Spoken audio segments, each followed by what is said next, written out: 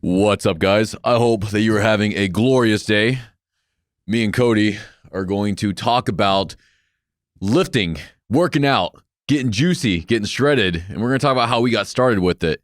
And the reason we're going to talk about it is because January is approaching. Everyone's setting big goals, which is fucking awesome. I love it. A lot of people bash New Year's resolutioners. I think it's awesome.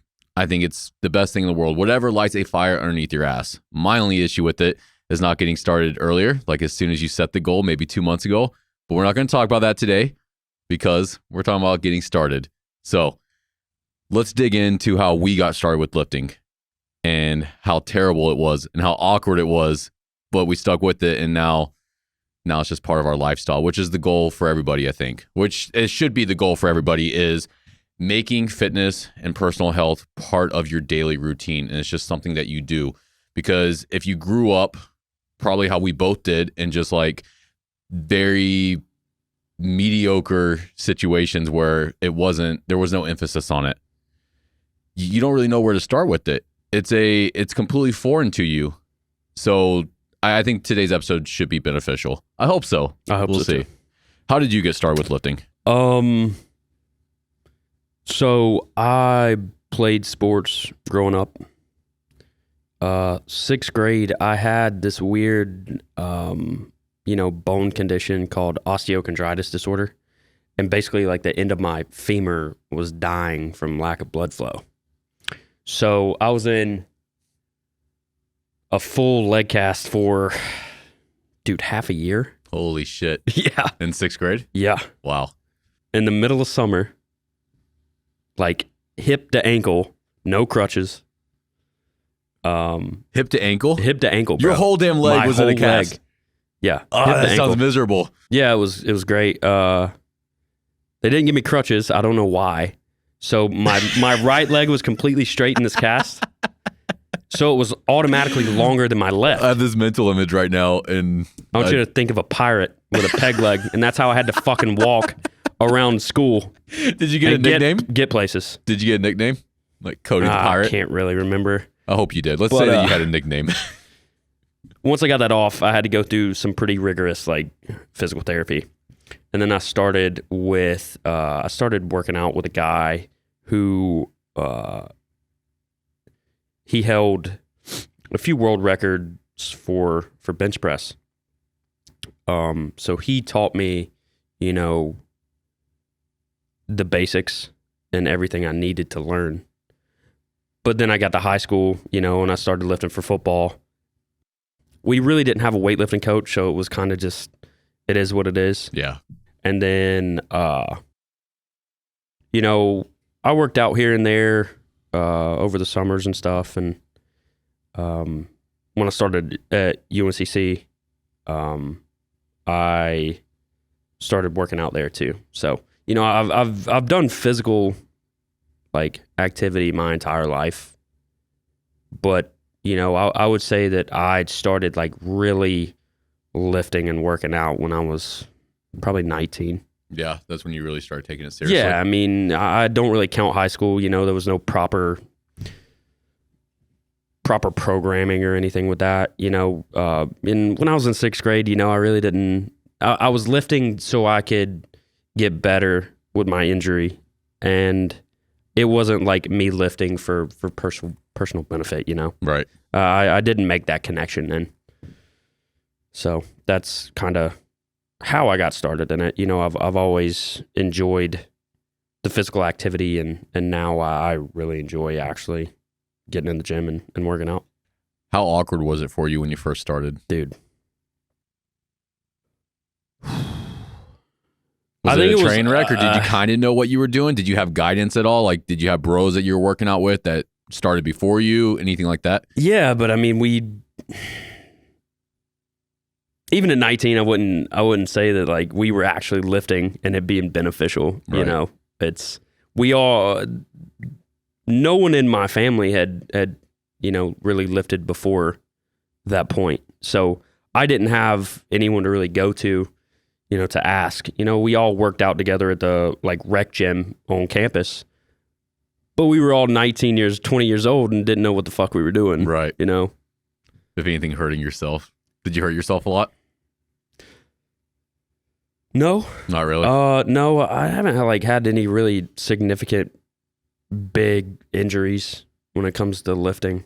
Yeah, I mean, if you're doing it right, or at least trying to be careful, you can usually avoid it. And I think that's one of the reasons that people, they don't get started, is because they know people that got hurt while lifting. They're like now fucked up really bad from it. And then their head, they go, well, if I work out, it's a cop out. Yeah, it is. But they're telling themselves, well, I don't want to hurt myself. Well, if you're careful and you at least try to learn about it as much as possible in your spare time, watching YouTube videos or whatever. And that's the thing. Like, if you don't know how to do an exercise, you can go to YouTube and there's hundreds of thousands of videos about just that one particular exercise that you're trying to do. But if you're careful about it and you're not letting your ego get in the way and trying to squat 315 right out of the gate or something like that, you can usually avoid getting hurt. I had really bad form when I started lifting. Terrible. And we both avoided getting hurt. So Yeah. I hope that can be like encouragement for people that are wanting to get started.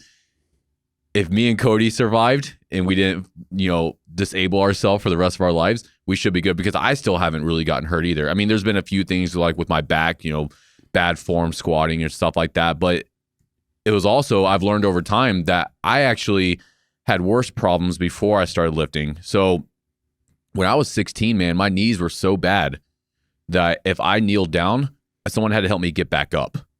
And I wasn't lifting at all. I tried. Same thing in high school. I was in weightlifting class, but the weightlifting coach did not give a shit about me or really anyone else that wasn't on the football team. And even if you were on the football team, he didn't really give a shit either.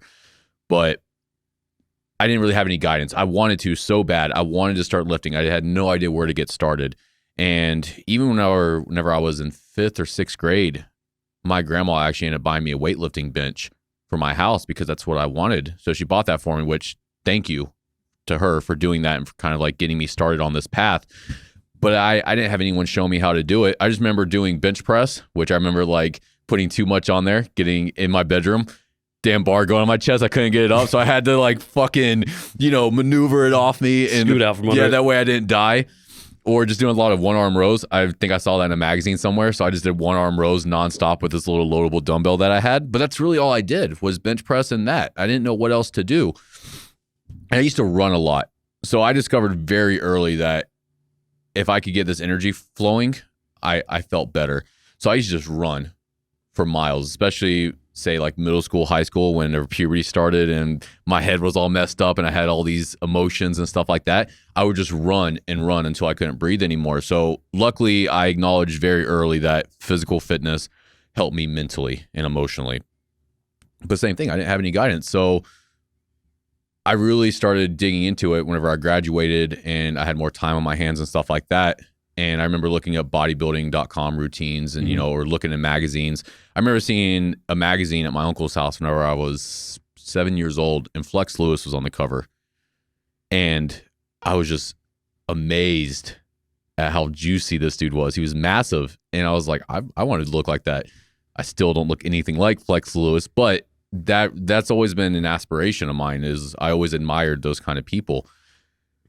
But when I first started lifting, I remember being in the gym and trying to do deadlifts for the first time. I had no idea what I was doing. And looking back, the form was, I don't know how I thought that was proper.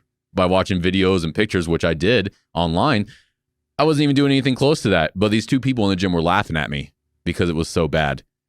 And then I remember whenever I decided I want to be a personal trainer, which was very short-lived, I was like experimenting with the exercises that they had in the workbook.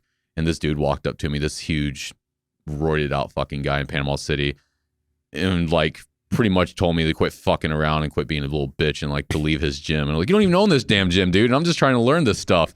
But my whole point in that is we all started off in the same way, which is knowing very little, if not anything. I had people laughing at me in the gym. And honestly, looking back 10, 15 years later, I own a fitness brand, like a pretty well-known fitness brand. This is what I do my entire life. Most of those people that were laughing at me in the gym, I doubt they even work out anymore. They probably fell out of it years ago. And I'm still trucking along because I didn't let that discourage me. Imagine if I went to the gym and I tried deadlifting and those people saw me and they started laughing, if I just gave up right then. none of this would exist. If I just said, well, nope, this isn't for me. I don't know what I'm doing. If I let that negative self-talk, because it was there, of course I felt embarrassed as shit seeing these people. I'm sure, man. But like none of my life, I can't even imagine what my life would be like if I gave up on that. And it took years, man. But I got obsessed with learning. And honestly, those people laughing at me and that dude calling me a little bitch for like experimenting with this exercise, it pushed me to learn more. And I started nerding out on everything exercise related. That's when I really actually started reading. Whenever I realized, like, hey, I need to learn something. Well, how do I learn? I read books. So I just started reading all these books about exercise and nutrition and stuff like that. And then over time and with practice, but that's the thing with working out and with lifting, or really any exercise in general, when martial arts, especially martial arts, but with lifting weights as well, you don't really know what you're doing until you put in the reps. That's a catchy phrase that everyone talks about, but it's true, and it applies to every aspect of life. But the more reps that you put in, the more that you understand the mechanics of lifting. So the only way that you're going to get better at it, you can watch all the YouTube videos, you can read all the books, but until you really start putting in the reps and watching other people and asking people for advice and all these different things, it's gonna feel awkward. It's gonna look like shit. Putting a barbell on our back and squatting is not necessarily a natural movement. It's not something that is just pre-programmed into us, say like running or walking or anything like that. So my main thing here is you're going to feel embarrassed. You're going to feel like you don't know what you're doing. You're going to want to give up, and you're going to want to pull the plug on the whole damn thing and just say, well, I'm just going to stay like this for the rest of my life. But if you can push past that and you can eliminate that negative self-talk and continue moving forward and make it part of your lifestyle, which we're going to dig into next, I think, it's going to pay off for you, but you have to stick with it, and you got to block out all these other people. And speaking of other people, I don't know if you've experienced this or not, but I specifically remember for years, I thought everyone in the gym was staring at me. Every exercise I did, I just, in my head, I'm like, everyone in here is watching me. I look like an idiot. I kept doing it, but I thought everyone was watching me. I think that's... Did you deal with that too? Not really? Not really, but you know, the gyms that I went to early on were back home, you know, in Stanley County, where, you know, not a lot of people really know what they're doing. Yeah. So I really didn't experience that part of it because, you know, nobody was in there actually putting in the work. They thought they were taking it serious. Well, we'll just leave it at that. They're on the machines with the lightest weight possible. Yeah. It was just a different kind of culture than what I do now and how I lift now. Right. I was fortunate enough, you know, I'd tell people that I started lifting when I was 19 years old, which is when I really kind of started taking it serious. Started making it part of your life. Yeah, and I was lucky enough that, you know, at that point, you know, social media was a thing. You know, there were unlimited resources on the internet. YouTube was a great, you know, educational tool for me. You know, I might not have had direct guidance, but I had enough resources to tap into to actually, you know, make it work. Yeah. The older I get and the more I've been doing this, because I've been doing this for 10, 15 years now, the more I realize that no one is watching you. And that's kind of where I was getting at with that. Everyone is so self-centered in the gym. They're there for them. They're either looking in the mirror, checking out the pump. They're focused on the lift itself. No one is sitting there examining you, wondering, like thinking that you're doing something wrong. They might notice it, but then a brief second later, they're focusing on themselves again. Like if anyone is self-centered at any point, it's at the gym. That is when you're really just focused on yourself, because you're there for yourself. You're there to improve yourself. No one goes to the gym to people watch. And if you do, like, get your shit together. You shouldn't be going to the gym for that reason. Dude, I've seen people go to the gym just because that's their social hour. You know, we have people here at the Norse compound, which is cool. I'm into it. You know, most of the people at the Norse compound, I've realized they don't have a social life at all outside of the gym, including myself. I don't do anything outside of Norse, and I'm very fortunate that my world, like I've created my own little world, and I have such amazing people in it. And at any point, I can walk, 10 feet over through that door, and I can talk to anybody I want, and those people are going to be relatable to me, and I'm going to have a great conversation. But that's kind of how it is here as well, like everyone here. And at times I do realize is like, honestly, we need to shut the fuck up and just put in the work, you know? But that's where I try to kind of lead by example. If I realize that, all right, I've been talking too much, I need to work. And then that motivates everybody else to do the same. And we all know it, and that's okay, because you want to go to a place where, we talked about this on the podcast, the best place to find people like-minded is in a gym. Especially if you can find a niche gym, like a more micro, privately owned gym, you're going to find more people that you can relate to. Same with martial arts. If you're going to jiu-jitsu, those people are there for the same reason. If you go to, say, a bar, but your main focus is working on yourself, that's where most people socialize. But for people like me or even you, that's not really the place to go to make friends, because in all reality, you're there maybe because someone dragged you out or because you're just feeling like you need to socialize or something like that. But there is a balance there, I think. Because you go to a different gym and a lot of your friends go there, then I'm sure like you catch up with them and stuff while you're there, right? I mean, yeah, to an extent. Yeah. But like you said about like the niche gym, like here and the gym I go to, when you walk in the front door here, you know what you're here for. When you walk into the front door of my gym, you know what you're there for. Yeah. So, it already kind of eliminates that aspect of it as well. Yep. You're there to work. You're there to better yourself.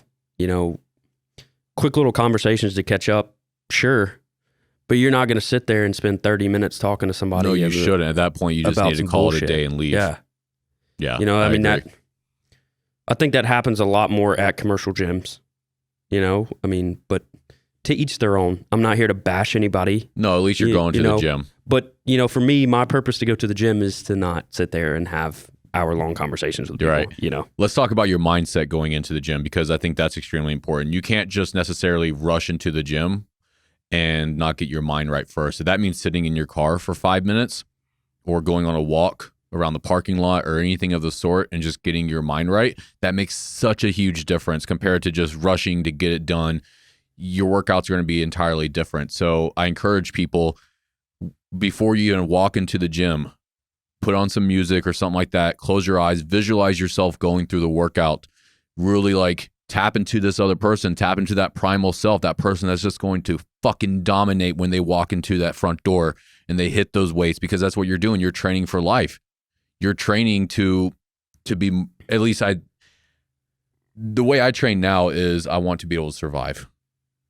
Absolutely. And that's the way that it should be. Of course, like getting jacked, getting juicy, looking good, that's all a motivator. But at the end of the day, whenever you're there to improve, to become a better person, to become stronger, to become healthier, you need to tap into that person when you walk into the gym.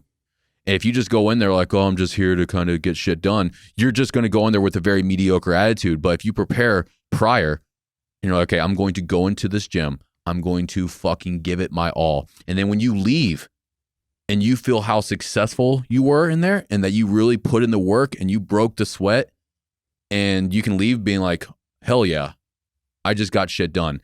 It doesn't matter if you just had a terrible day at work or you and the old lady are bitching at each other or whatever you're dealing with. If you can go into the gym and you can leave all that at the door and you go in there and you give all of your attention to working out, it completely shifts your day. And the reason for that, I think, is because it forces you to be present. If you're working out properly, you are present. You are focused on what you're doing at that moment. And the rest of the day, we're not really present. We're focused on all this other shit. But when you're working out, that is the one time to be present. It's not the time to be on your phone. It's not the time to necessarily be socializing. It's the time to be present with yourself, to feel your body, to be mindful of what's going on. But if you have a bunch of shit going on, which we all do, we're all dealing with shit, and you bring that into the weight room, or you bring that onto the mats or into a sparring session or something like that, you're fucked. You're not going to have a good workout. So that's why taking a second before you even get started to really get your mind right is so important. And I don't think that's something that people really realize. I'm glad you brought that up. Mine, with me, it kind of starts with my pre-workout meal. I know I'm eating this, so I'm fueled up for the gym. I know when I'm packing my gym bag, like it's because we're getting ready to go to the gym. When I'm getting dressed to go to the gym, when I'm mixing my pre-workout, I use the drive to the gym as kind of that, little moment. I put on some music, get my mind right, set the expectations. Like you said, with, giving yourself that opportunity to, focus and get yourself nailed down before you even walk to the door. All those are mental triggers. Every single thing that you just discussed prior is a mental trigger that's getting you into state to work out. And notice how Coty had multiple things in that list. It wasn't just, I'm going to sit here for a second and get it right. No, like it started as soon as he ate that meal, his pre-workout meal. And then when he's packing his gym bag, that's him getting his shit together. When he's in the car, he's dialing it in. He's ready to go. And then by the time he walks in through that door, it's go time. All of that leading up to it is what allowed you to have a successful workout. And it's not going to be all the time too. I think we need to address that. You're not going to go into the gym every day ready to fire it up. If anything, that's like 20% of the time. But I promise you, if you really just take the effort to try to get into that mental state as much as possible, it's going to help you. But let's go ahead and talk about that real quick. Not getting discouraged when you don't want to work out, because here's the thing, guys. No one wants to work out all the time. I don't think so. I've never met one person that was like, all I want to do is lift nonstop. Maybe their first month, if that, maybe the first month, but the majority of the time it's just like, shit, man, I've had a long day. I'm dealing with all this shit. The last thing I want to do is go to the gym.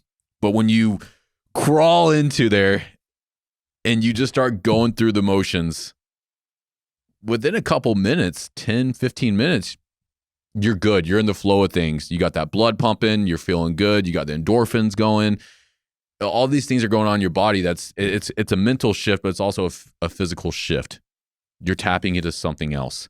So just because you don't feel like working out doesn't mean that there's something wrong with you and that you should stop doing it. That is the time to go to the gym when you just really don't want to do it, because guess what? You're forcing yourself to build a habit. You're making this part of your identity to do shit that you don't want to do. That's where discipline comes in.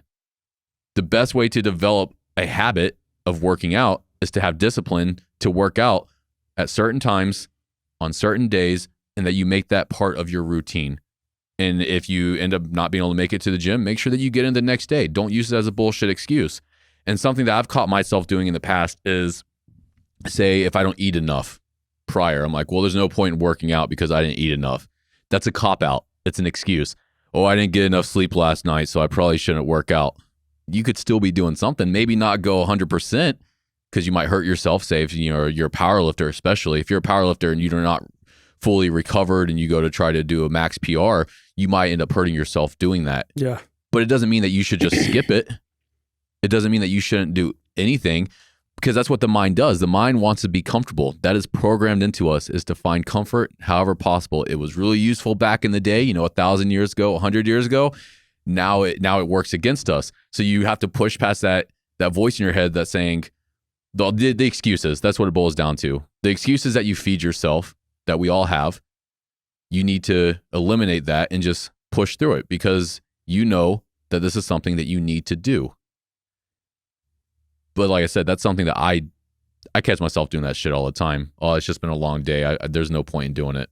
I don't have to go in and give it 100%, but I can at least go in and put in some sort of effort. You can give 100% of your best that day. Yeah. When I started lifting early on, I would get discouraged if that day I wasn't the best 100%. Like, I expected that. And I think a lot of people do. But I'm going to tell you, every day you go to the gym, you're not going to be at your best. You can do the best you can, but you're not going to be 100% every day. And that's what I want people to understand is it's not going to be a constant thing. And if you're just getting started, that fire is lit. It lights a fire underneath your ass, especially when you start seeing progress. But eventually, it's going to die out. And that is not the time to give up on this. That is the time to continue pushing through, because once you push through there, you will find motivation again. It happens all the time. Motivation is like a roller coaster. You have it, it's at its peak, and then you lose it, and then it's a peak again, and then you gain it back. And you just need to acknowledge that for what it is. And in order to to make sure that you're still doing what you need to do without motivation requires discipline. I just completely had a tongue twister there. But anyways, it requires you to have discipline, and it requires you to develop these habits. Now, studies have shown that it takes 60 and 90 days to develop a new habit. So if you're just getting started with lifting, or maybe you need to get back into it, or maybe you've just been slacking off or whatever it is, really devote 60 to 90 days to this. And once you do that, you're good to go. Like at that point, you've developed a lifestyle habit. And as long as you stick with it, which is going to be a lot easier to stick to it, because like I said, once again, this is part of your lifestyle now, then you can kind of start setting other goals for yourself that you need to be doing. I think a lot of times, especially in January, people have all these goals. I'm going to diet hardcore. I'm going to work out hardcore. I'm going to do all this different stuff. And what that does is it makes that little wick on the candle completely burn out immediately. And then a few weeks later, they're burned out. They're not doing anything. And then they're like, well, we'll give it a shot next year. People do that shit, man. Like February rolls around. The studies have shown January is the busiest time. February, it starts to die out. And then by March, 90% of the people that got a gym membership are no longer coming anymore because they burned themselves out. And that's why when people walk into the Norse compound and they got that, they're fired up. And I love seeing people fired up, man. But I'm going to do this. I want to do this. I want to do this. I'm like, all right, well, the first step was coming in here. Great job. That's awesome. That is honestly the hardest step, is just, especially if you're someone that's really overweight and you've never exercised, working up the courage and the motivation to go walk into the gym, to sign up, that's huge. So pat yourself on the back for that. But the next step is to just develop a routine of working out 3 to 4 days a week. And once you have that, maybe kick it up to 5. But don't go into it being like, I'm going to work out 7 days a week. I'm going to eat nothing but chicken and rice nonstop. There are people that can do that, but they are rare breeds and they're studs. They're absolute studs. I'm not one of them, and most people are not one of them. You need to take one thing at a time and give that your full attention and really just give it all you can. And once, like I said, after 60, 90 days, once you have that down, you're comfortable with that, it's no longer a hassle to do anymore, then you can start eating the chicken and rice or whatever miserable diet that you want to do that's better for you. I think people, kind of give it up quickly because they don't understand how hard this shit is, man. It's very difficult, It's very uncomfortable, and it makes you continuously uncomfortable. I think people are just like, oh, I'll give it, I'll go in, this will be a quick fix, I'll hit my goal very quickly, and they don't realize that this shit could take years, and it does. Are you talking about progress? They're not seeing progress quick enough, so they give up? That, and, they come into it with like maybe a lackluster expectations too. It's... Should we discuss the dark side of the fitness industry? It's not necessarily the dark side, but the shit is not easy. I'm talking about the expectations part. The shit that you see on social media, these influencers that people follow that motivate them, the magazines. That's a bunch of bullshit. These people are on gear. Like the majority of these people are on gear, or they just have amazing genetics. You cannot compare yourself to anybody. Like I said, I started working out. I started being interested in working out because I saw a picture of Flex Lewis when I was 7. It took about 10 to 15 years to realize that old Flex Lewis was taking some stuff, which I'm not bashing that. I'm on TRT. I don't hide that. Most of the people that I know are on steroids, but most people that I know are high-level competitors. That's what they do. That's not necessarily for me. My thing is more about like health and longevity, but like that stuff helps them. I'm not bashing that kind of stuff, but that is a realization that you need to have, that you cannot compare yourself to these people that you see on magazines and these influencers that you see online, because if you're lucky, people like Seth Feroce and stuff, they're very open about their drug use, which is awesome. I'm glad that that's starting to become a more popular thing of people just being open and being like, I'm on shit that way, because it removes this false expectation that people have for themselves, because that happens. People, they're not jacked all of a sudden, they're not jacked within a month. So they're like, well, what's the point? They get discouraged, and because they get discouraged, they quit coming. So I just really want people to understand that you cannot compare yourself to anybody else. You cannot be doing this for anybody else. I mean, do it for your kids, do it for your family, do it for your friends, whatever. But at the end of the day, you need to be doing this for you, and you need to be able to, you need to have a passion to see what you're capable of achieving with this body that you were giving, because it is unique. Only you have it. You're not going to look like anybody else. And you just need to be okay with that.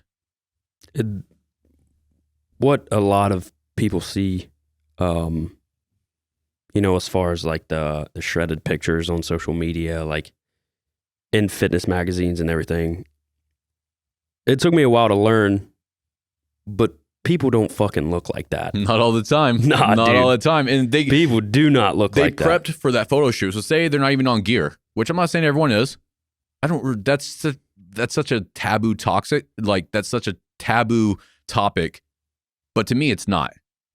It's just part of, like, I've been around it for so long that it is how it is. But also I realized that for that photo shoot or that video shoot, these people would just look absolutely ridiculous. They look absolutely amazing. They were working for that for months. They were carb cycling. They were doing all these different things. They were on the different gear that dried them out, that made them, that gave them more of a pump. They were taking all these different supplements. There's all these factors involved. There's Photoshop as well. Let's go ahead and talk about that.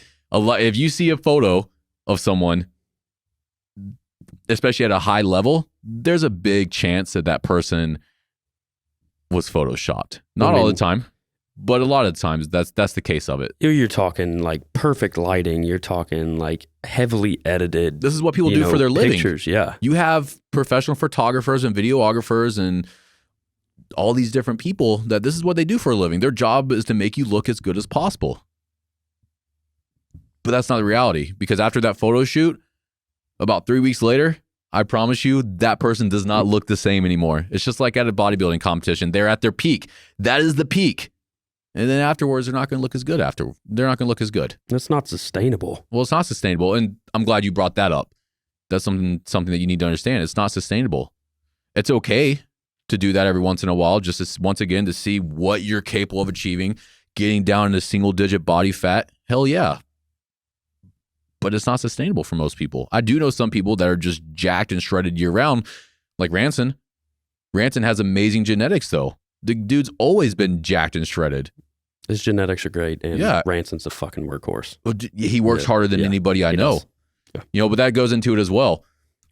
People, that person's on gear, so I'm never going to look like that, so I'm not going to work out as hard. The people that are on gear that look absolutely amazing are the hardest workers in the gym. No one else compares to them. Like, you can't just take something and be like, well, you can't just take something and expect to look amazing overnight, because if you don't put in the work and you don't have your nutrition dialed in, you don't have all these other factors involved, you're still going to look very fucking mediocre.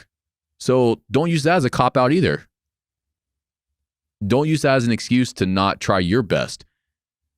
Well, I'm never going to look like this person because they have all these advantages. Once again, you're doing this for you. You're doing this to see what you're capable of achieving. You're going into the gym to give it your all, to put in maximal effort that you have for that day, because it's going to change day by day, and leaving satisfied knowing that you tried your best. And I think that's the most important thing for people to really just dial in on. It's not the amount of weight that you lift. It's not how jacked you are in the mirror. It's the effort that you put into it. That's what you really need to be keeping track of. Did I go into it for the past few weeks and give it my all? Or did I have one really good day and then every other day has been garbage?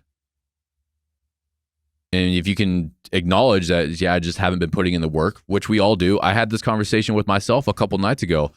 I've been fucking up nonstop. I've been sleeping in a little bit. I've been eating like shit because of the holidays. People are coming and going and all this stuff. I've been skipping my workouts and all this shit. But I had that talk with myself a couple nights ago, and I sat down and I came up with a list of everything that I know that I need to do and shit that I have done throughout my life that resulted in me just feeling my best, being in my prime. And now I'm working that back into my routine. I have it separated, man. I have, it's a list of like 15 things, and looking at it, I'm like, fuck, this is a little overwhelming. I'm supposed to do this every day. But then I thought about it, I was like, I do this every day. There's been the majority of my life for the past 5 years, I've been doing this every day, but I fall out of habit. And the trick for me was to separate it. was about, okay, I can knock out 5 things as soon as I wake up. And I'm not just referring to the gym. I'm referring to reading. I'm referring to meditation, breath work, all this stuff. So I can knock out these things first thing in the morning. And then at the end of the day, I can knock out another 5 things. And then these other things, these are things I can do throughout the day, like drinking a gallon of water, making sure that I'm eating my 4 to 5 meals that are healthy, making sure that I'm working out. So it can seem overwhelming, all this shit that you need to be doing. But if you can chunk it up and really structure that into your day and schedule it, it's going to make it a lot easier. But once again, start off small. Start off with that one thing that you can do right now and make that a habit. And then once you have that down, make it another habit. Don't get discouraged. Don't compare yourself to other people. Do the best that you can and continue to improve on that. Because that's the thing too, is like your tolerance improves as well. What you're capable of achieving and what you're capable of doing every day improves the more that you do this kind of stuff.